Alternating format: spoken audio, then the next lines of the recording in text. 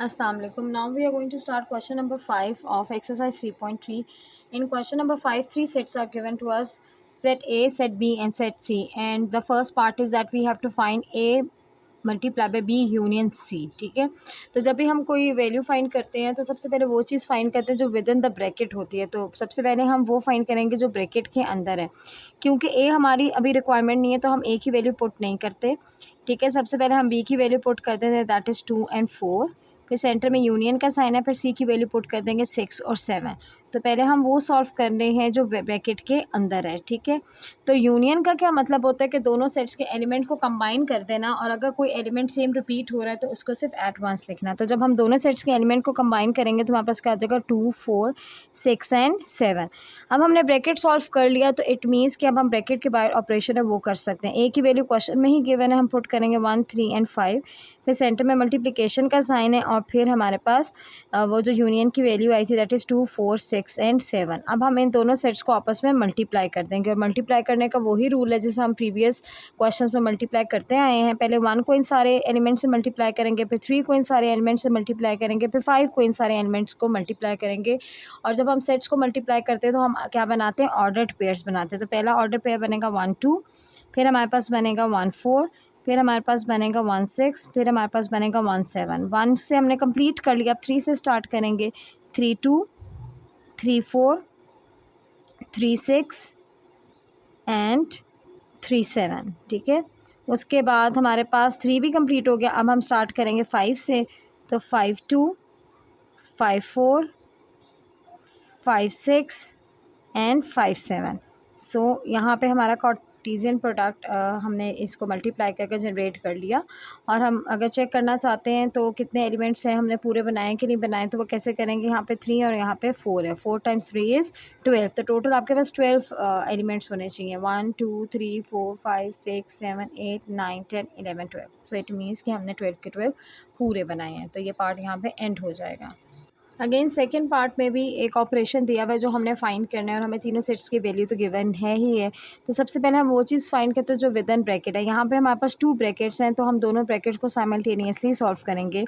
तो सबसे पहले हमारे पास क्या है, A multiply by B union A multiply by C. ठीक है, तो पहले ब्रैकेट में आपके पास पहले ए की वैल्यू, तो ए की वैल्यू पुट कर देते हैं, दैट इज़ 1, 3 एंड 5. फिर सेंटर में मल्टीप्लिकेशन का साइन है और फिर बी की वैल्यू दैट इज़ 2 एंड 4. ठीक है, ब्रैकेट क्लोज. फिर यूनियन है, फिर ब्रैकेट आ गया. तो पहली वैल्यू ए की है, यहाँ पे भी 1, 3 एंड 5. फिर सेंटर में मल्टीप्लिकेशन का साइन है और फिर सी की वैल्यू लिखनी है 6 और 7. तो पहले हम with in the bracket solve कर लेते हैं. विद इन द ब्रैकेट में दोनों सेट्स आपस में क्या हो रहे हैं, मल्टीप्लाई हो रहे हैं. तो हम ऑर्डर पेयर जनरेट करेंगे. तो पहला आपका ऑर्डर पेयर आएगा 1, 2, फिर आपके पास आएगा 1, 4, फिर आपके पास आएगा 3, 2, फिर आपके पास आएगा 3, 4, फिर आपके पास आएगा 5, 2 और फिर आपके पास आएगा 5, 4. ठीक है, ये तो हमारा पहले तो सेट्स को मल्टीप्लाई करने के बाद आंसर आ गया. फिर सेंटर में आपके पास क्या है, यूनियन है. ठीक है, मैं इसको नीचे करके लिख देती हूँ ताकि आपको अच्छा सा समझ आ जाए. अब हम इन दोनों सेट्स को मल्टीप्लाई करेंगे. तो जब हम इन दोनों सेट्स को मल्टीप्लाई करेंगे तो हमारे पास क्या आ रहा है, ऑर्डर पेयर 1, 6, 1, 7, 3, 6, 3, 7, 5, 6 एंड 5, 7. ठीक है, दोनों को मल्टीप्लाई कर हमने with in the bracket solve कर दिया. सॉल्व करने के बाद इन दोनों सेट्स के बीच में क्या है, यूनियन का साइन है. यूनियन का साइन का मतलब इन दोनों सेट्स के एलिमेंट्स को हमें क्या कर देना है, कंबाइन कर देना है. और अगर कोई एलिमेंट रिपीट हो रहा होगा तो हम इसको एक दफ़ा लिखेंगे. तो अगर हम कंबाइन करें तो पहले ये वाले सारे ऑर्डर पेयर्स तो आएंगे 1, 2, 1, 4, 3, 2, 3, 4, 5, 2, 5, 4. ये ख़त्म हो गया. अब ये सेट लिखेंगे. पहला क्या है, 1, 6. 1, 6 पहले हमने नहीं लिखा हुआ तो हम लिखेंगे. फिर उसके बाद क्या, 1, 7. 1, 7 भी हमने पहले नहीं लिखा हुआ तो वो भी सेट का पार्ट होगा.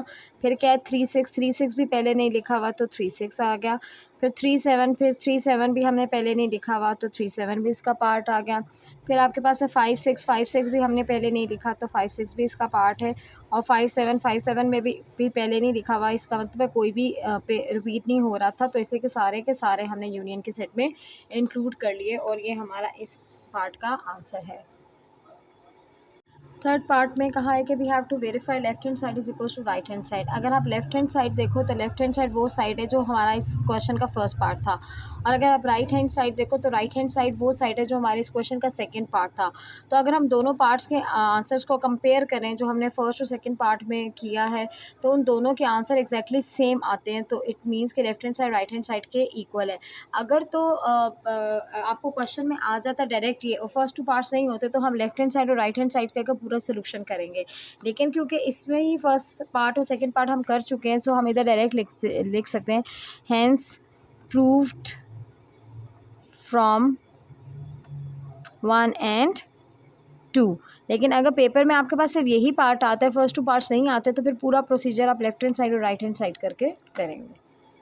क्वेश्चन नंबर 6 में भी हमें 3 सेट्स गिवन है डी, ई और एफ, और फर्स्ट पार्ट में हमने फाइंड करना है D multiply by E intersection F. तो पहले हम वो चीज़ फाइंड करते हैं जो विद इन द ब्रैकेट होती है।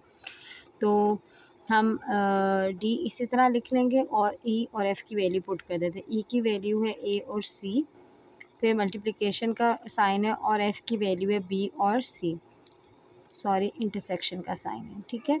इंटरसेक्शन का मतलब होता है कॉमन एलिमेंट्स, जो दोनों सेट्स में कॉमन एलिमेंट्स हो रहे हैं वो इंटरसेक्शन सेट का पार्ट होते हैं। तो दोनों सेट्स में क्या कॉमन है, सी, इट मीन्स के C is going to be the answer.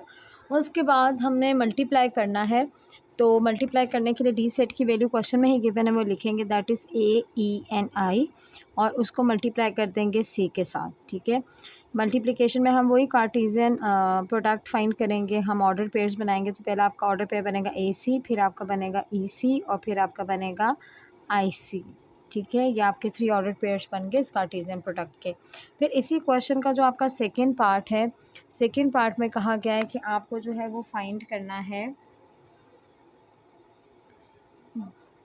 D multiply by E then intersection D multiply by F, ठीक है। तो हम हमेशा पहले वो चीज़ सॉल्व करते हैं जो विद इन द ब्रैकेट होती है। तो ब्रैकेट में सबसे पहले जो वैल्यू आपकी क्या है वो डी की, और डी की वैल्यू हमारे पास है ए ई और आई, ठीक है। फिर मल्टीप्लिकेशन का साइन है, फिर ई की वैल्यू दैट इज़ ए और सी, ठीक है। और फिर इंटरसेक्शन का साइन है, फिर आपके पास यहाँ पे ब्रैकेट के अंदर डी है that is A E N I, फिर मल्टीप्लिकेशन का साइन और एफ़ की वैल्यू है बी और सी। तो सबसे पहले हम with in the bracket solve कर लेंगे और फिर जो आंसर आएगा उसका हम इंटरसेक्शन लेंगे, ठीक है। तो अगर हम फाइंड करें तो पहले इसका जो कार्टेशियन प्रोडक्ट आ रहा है वो क्या आ रहा है, ए, फिर आ रहा है ई ए सी, फिर आ रहा है ई ए, फिर आ रहा है ई सी, फिर आ रहा है आई ए, और फिर आ रहा है आई सी, ठीक है। फिर सेंटर में इंटरसेक्शन का साइन है, मैं नीचे लिख रही हूँ ताकि आपको कंपेयर करना आसान हो। और फिर जब दूसरे 2 सेट्स को मल्टीप्लाई करेंगे तो उसका आंसर हमारा आ रहा है A B, A C, E B, E C, I B और आई सी, ठीक है।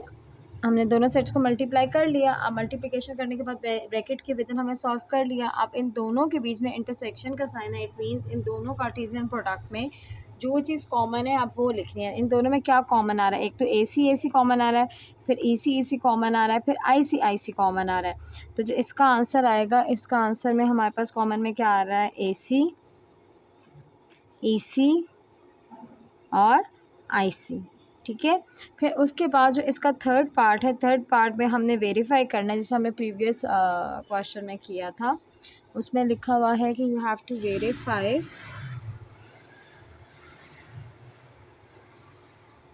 D intersection E, D multiply by E intersection F is equals to D multiply by E intersection D multiply by F, ठीक है। इन दोनों की values left hand side और right hand side की वैल्यूज़ हम फर्स्ट और सेकंड पार्ट में फाइंड कर चुके हैं, ठीक है। और अगर आप उन दोनों के आंसर्स को कंपेयर करो तो वो दोनों के आंसर इक्वल आ रहे हैं, तो हम इधर डायरेक्टली लिख सकते हैं हैंस प्रूव्ड बाय 1 and 2। लेकिन अगर first and second part given नहीं है तो उसके लिए फिर हमें पूरा प्रोसेस लेफ्ट हैंड साइड और राइट हैंड साइड कर सॉल्व करना पड़ेगा। क्वेश्चन नंबर 7 में भी हमें 3 सेट्स गिवन है, set A, set B, set C, और हमें कुछ 2 पार्ट्स दिए हुए हैं जिसमें हमने वेरीफाई करना है लेफ्ट हैंड साइड को राइट हैंड साइड पे, ठीक है। जब भी हमें सेट का कोई ऑपरेशन करना होता है तो उसके लिए ज़रूरी होता है जो सेट्स हों वो टेबुलर फॉर्म में है। इसमें हमारे पास सेट ए और सेट बी जो वो सेट रोटेशन फॉर्म है, तो पहले हम इसको टेबुलर फॉर्म में चेंज करेंगे और फिर उसके बाद जो भी ऑपरेशन है वो हम सॉल्व करेंगे, ठीक है। अगर हम सेट ए देखें तो उसमें कहा गया है x such that x belongs to natural number. x natural number है। कौन से नेचुरल नंबर्स है? लेस देन 3 वाले। तो नेचुरल नंबर्स आपके कौन से होते हैं? 1 2 3 4 5 एंड सो ऑन। लेकिन यहाँ पे कहा गया वो नेचुरल नंबर जो 3 से लेस होते हो, कौन से आ जाएंगे? 1 एंड 2, ठीक है। इसी तरह बी सेट में उन्होंने कहा गया y such that y belongs to whole number and y is less than 2। y वो होल नंबर्स हैं जो लेस देन 2 हो। तो होल नंबर्स आपके 0 1 2 3 4 सो ऑन होते हैं। तो 0 1 2 is not included in set B because it is less than 2, और सी आपको ऑलरेडी गिवन है टेबुलर फॉर्म में ही, ठीक है। तो पहले हम लेफ्ट हैंड साइड पिक कर लेते हैं। लेफ्ट हैंड साइड में जो हमने फाइंड करना है that is A multiply by B minus C, ठीक है। तो पहले हम वो चीज़ सॉल्व करते हैं जो विद इन द ब्रैकेट हो। तो ब्रैकेट के आपके अंदर क्या है? बी माइनस सी, तो हम ए इसी तरह लिख देंगे, ठीक है। बी की जगह बी की वैल्यू लिखेंगे दैट इज़ 0 एंड 1, माइनस सी की जगह सी की वैल्यू लिखेंगे दैट इज़ 0 2 एंड 4। और हम इसको सबट्रैक्ट करेंगे, ठीक है। सबट्रैक्शन ऑफ द सेट्स में हम सेम एलिमेंट्स को कट कर देते हैं, ठीक है। इन दोनों में कौन से एलिमेंट सेम है? इन दोनों में हमारे पास सेम एलिमेंट्स 0 हैं। And we write the remaining element from the first set. First set में से रिमेनिंग एलिमेंट क्या बचा? जस्ट 1, ठीक है। तो ये आंसर आ जाएगा आपके पास बी माइनस सी का। अब हमने इन दोनों को मल्टीप्लाई करना है, तो ए की वैल्यू हमें क्वेश्चन में गिवन है दैट इज़ 1 एंड 2। ए की जगह ए की वैल्यू लिखी, मल्टीप्लिकेशन का साइन आया और 1 आ गया हमारा जो दूसरा सेट था। अब हम इन दोनों सेट्स को आपस में मल्टीप्लाई करेंगे और मल्टीप्लाई करने का वही रूल है जो हम पहले करते हैं, ऑर्डर पेयर्स बनाएंगे। आपके पास क्या बचेगा? 1 1 एंड 2 1, ठीक है। तो ये आपके पास क्या आ जाएगा? लेफ्ट हैंड साइड का आंसर। अब हमने फाइंड करना है राइट हैंड साइड, ठीक है। राइट हैंड साइड पे हमारे पास डबल ब्रैकेट्स हैं, तो दोनों ब्रैकेट्स को हम साइमल्टेनियसली सॉल्व करेंगे। हमारे पास है A multiply by B minus A multiply by C. तो पहले हम विद इन ब्रैकेट सॉल्व करते हैं। ए की जगह ए की वैल्यू लिखते हैं दैट इज़ 1 एंड 2, फिर मल्टीप्लिकेशन का साइन है, फिर बी की जगह बी की वैल्यू लिखते हैं दैट इज़ 0 एंड 1, ठीक है। फिर उसके बाद माइनस का साइन है, फिर ए की वैल्यू है ब्रैकेट में दैट इज़ 1 एंड 2, फिर मल्टीप्लिकेशन का साइन है और सी की वैल्यू है दैट इज़ 0 2 एंड 4, ठीक है। अब हम मल्टीप्लाई करेंगे पहले और फिर माइनस करेंगे। मल्टीप्लाई करने के बाद आपके पास जो आंसर आ रहा है दैट इज़ 1 0 1 1 2 0 2 1, ठीक है। फिर सेंटर में आपके पास किसका साइन है? माइनस का। और आप इन दो ऑर्डर पेयर्स को मल्टीप्लाई करके ऑर्डर पेयर्स बनाएंगे, इन दोनों सेट्स को मल्टीप्लाई करके, तो आपके पास क्या आ रहा है? 1 0, फिर 1 2, फिर 1 4, फिर 2 0, फिर 2 2 और 2 4, ठीक है। अब माइनस में हम सेम एलिमेंट्स को क्या कर देते हैं? कट कर देते हैं। तो जब सेम एलिमेंट जो है वो कट हो जाएगा, 1 0 1 0 कट हो गया, फिर आपके पास 2 0 2 0 कट हो गया, और फिर आपके पास और कुछ भी कट नहीं हो रहा, ठीक है।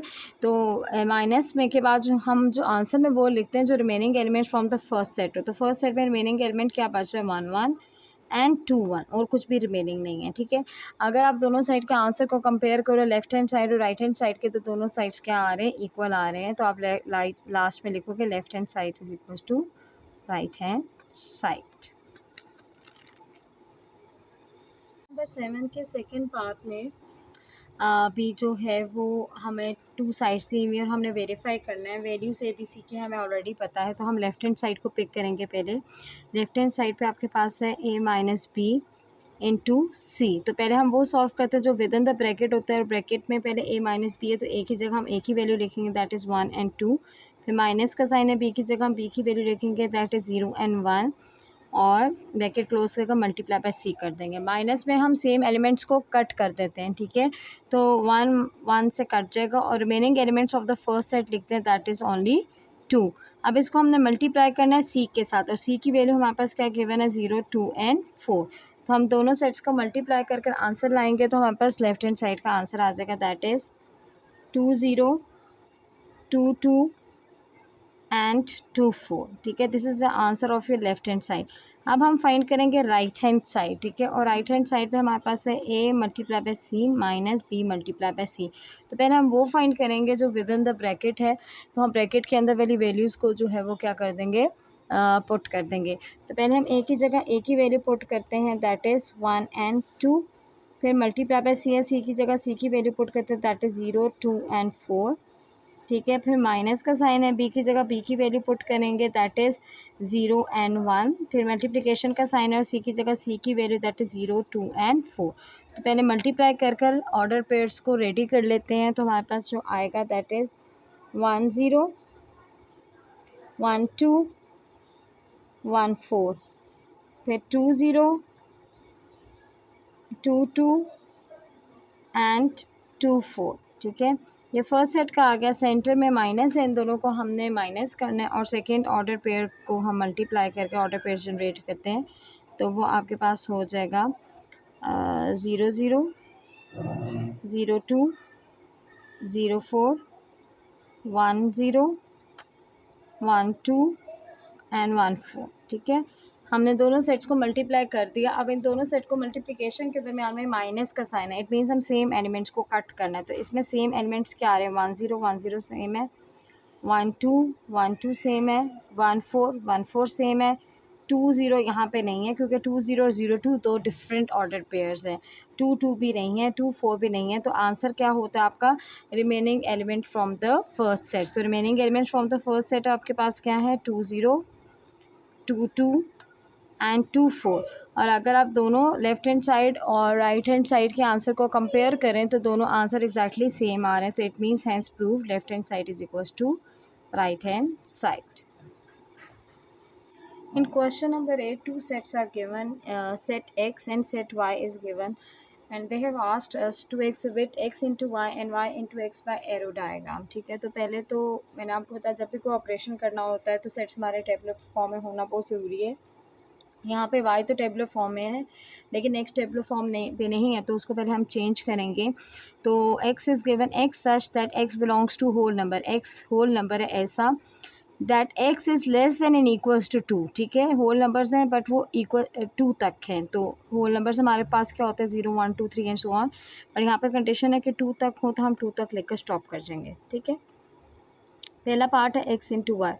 रो डायग्राम बनाने के लिए ज़रूरी है कि पहले हम कार्टेशियन प्रोडक्ट फाइंड कर लेंगे, x इंटू वाई क्या है। तो x की वैल्यू हमारे पास है 0 1 2 मल्टीप्लाई बाय y की वैल्यू हमारे पास क्या है, -1 -2 और -3। हम इसको मल्टीप्लाई करते हैं तो हमारे पास आंसर आ जाएगा 0 -1 0 -2 0 -3। मैं नीचे से शिफ्ट करूँ क्योंकि मैं आगे एरो डायग्राम बनाऊंगी, फिर आप नीचे बनाऊंगी तो आप लोगों को समझ नहीं आएगी। फिर थर्ड है 1 -1 1 -2 1 -3, ठीक है।